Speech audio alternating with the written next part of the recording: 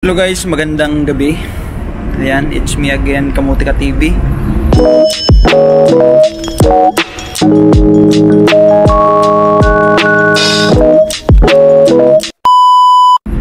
At kung hindi ka pa nakapag-subscribe, subscribe na. At baka ikaw na lang hindi pa nagsusubscribe. Ayan, sa mga nag-subscribe na, thank you so much guys. At sa mga mag-subscribe pa lang, thank you in advance.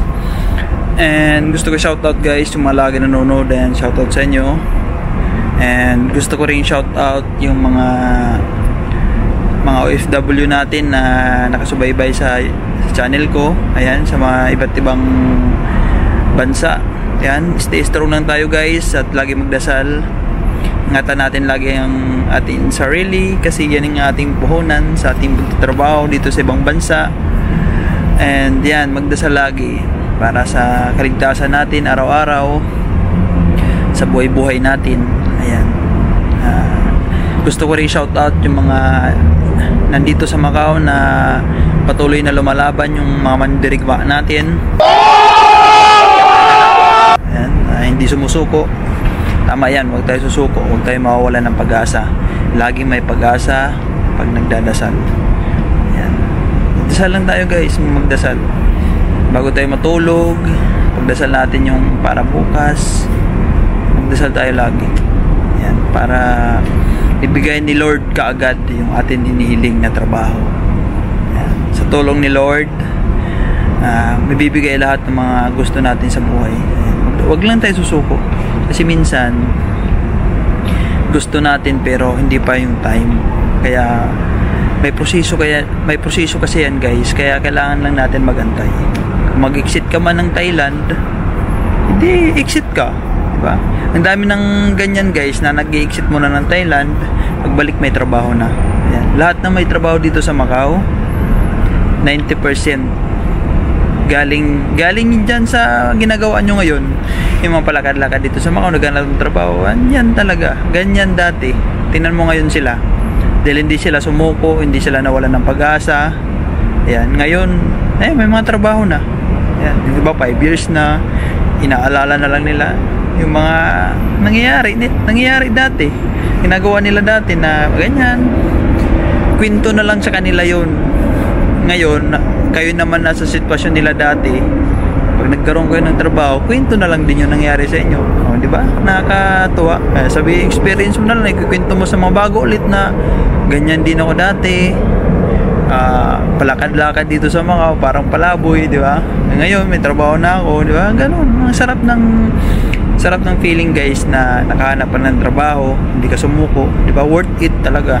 Tapos ayusin mo yung trabaho mo siyempre.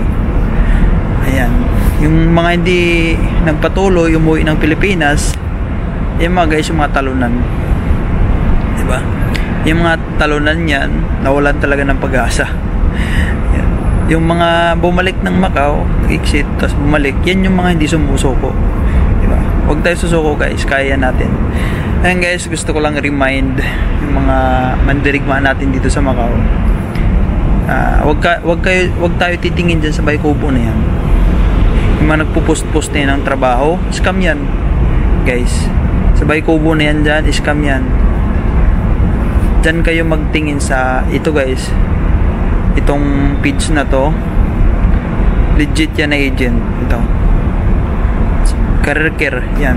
Dyan kayo magtingin lagi kung may quota, tapos PM kayo dyan, comment yan, yung legit yan. Pero yung sa Baykubo na mga pupost na yan, tapos yung mga ano pa, nagpupost mga dami account, walang muka, malabo yan. Siyempre ikaw gusto mo magkatrabaho, PM ka kaagad, wala yan guys. Alam nyo guys, yung mga nagpo-post na yan, kung alam nila may quota talaga na totoo, hindi na yan magpo-post. Tatawag na yan doon sa Pilipinas, o punta kayo dito, yung mga kamag-anak nila pupunta na yan dito, hindi na yan magpo-post dyan sa Baykubo. Pupunta kayo dito sa Macau, may hiring, may quota.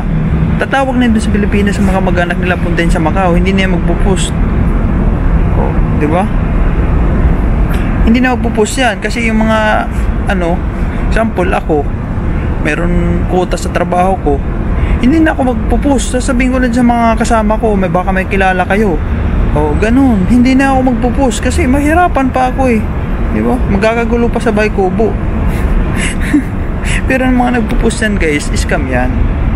Lagi kong sinasabi, huwag kayong papaniwala sa post na yan dyan na trabaho. Pero kung part-time, legit yan.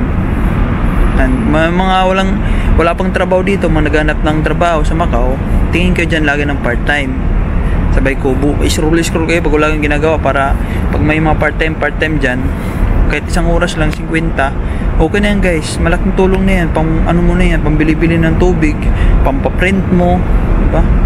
Huwag kayong sabihin isang oras lang, 50 lang. Malaking bagay yan guys, malaking tulong, pambili-bili mo ng pagkain. Hindi mo na kailangan manghingi dun sa mga kamag-anak mo, kasi mayroon ka na di ba? May budget ka na araw-araw. Paano pa kung 2 araw yun ng part-time, di ba? Ang laking tulong sa'yo nun. Kaya yung mga nandito sa Macau, huwag kayong dito, tambay lang, kasi walang mangyayari sa inyo. Tapos priority nyo pa yung inom, hindi kayo makakahanap pag ng trabaho guys. Dapat number 1 yung paghanap ng trabaho. Yung inom na yan, andyan lang yan. Pag nag-inom ka ngayong gabi, kinabukasan tamarin ka lumabas, hindi ka na makapag-apply, bukas na guys. Yung mga tourist dito na naghanap ng trabaho, napaka-importante per yung araw, kasi bawas yun dun sa visa mo. Yung Sabado, yung Linggo, tapos Sabado, bawas na yun.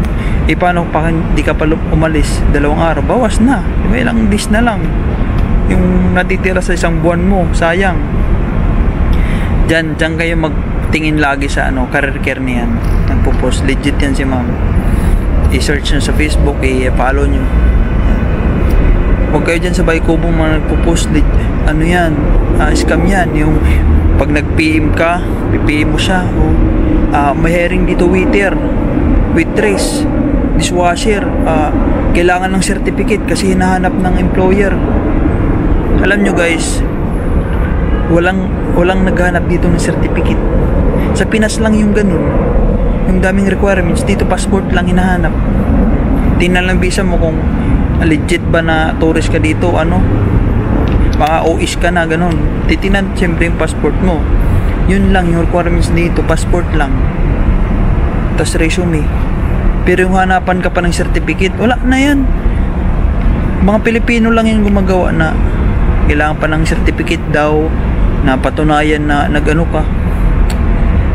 Scam yan, kasi gusto lang nila kumita. Gagawin yan sa inyo, kasi may mga kaibigan na ako na scam dahil dyan. Experience na nila na hiningan sila ng kasi mayroon daw delivery, nagpo sa Bay Kubo, hiningan sila ng 50 OP, gawa daw ng certificate.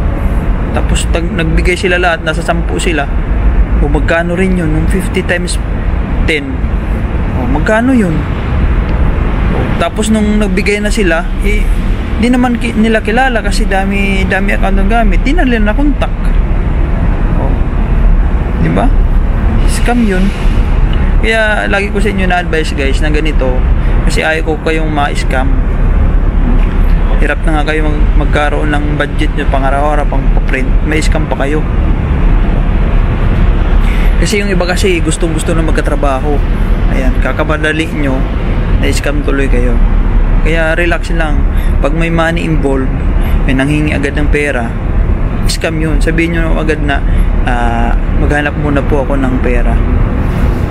Pero kung trabaho naman po na totoo yan, after po ng interview, may green chop, mag-green chopan ako, magbibigay ko kahit magkano pa, kahit 30 MOP pa yan. Sabihin mo pag totoong trabaho yan. Pero pag kwento-kwento lang,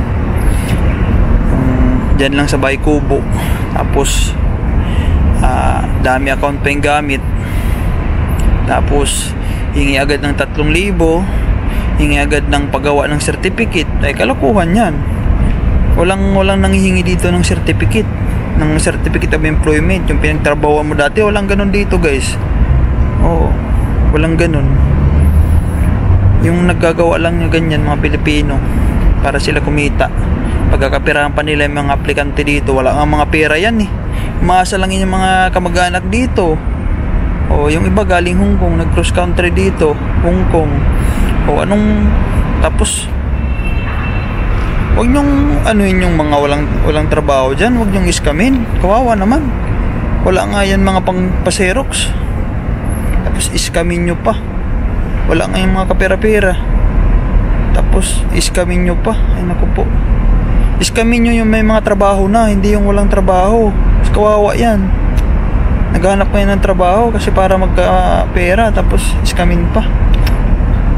Iskamin nyo may mga trabaho, hindi yung ano, yung mga nag-a-apply, kawawa. Kaya guys, mag-ingat talaga kayo sa Baykubong na yan. Yung part-time, okay pa yan. Legit yan pag may nag-post doon part-time, hakot bahay. Yan, legit yan. Puntahan nyo, sayang yun. Pero yung mga nagpo-post na yun sa Baykubo, ako po, Baykubo Macau, wala yan. Sinasabi ko sa inyo, scam yan. Niwala kayo sa akin guys, kasi dami na na-scam dyan. Wala pa kayo dito sa Macau, meron na yan dyan ng i-scam. Kaya alam ko yan dyan yung mga kalukuhan. Pwede mag-post siya doon, pero yung manghihingi agad, wala yan. Basta may money involved, huwag nyo guys patusin. Scam yan. Part-time okay pa. Mag-ingat-ingat talaga tayo guys din sa mga Baykubong na yan na push-push na yun sa Macau. Labo. Career yan. Ano yan? Legit. Okay yan. Yun lang guys, and remind ko lang yun para sa awareness natin. Thank you so much guys, and God bless you all, and mag-pray po tayo lagi, and huwag natin kalimutan sa taas na priority natin yun para sa ikabubuti ng pag-apply natin. Yun lang guys, and I love you all. Thank you so much.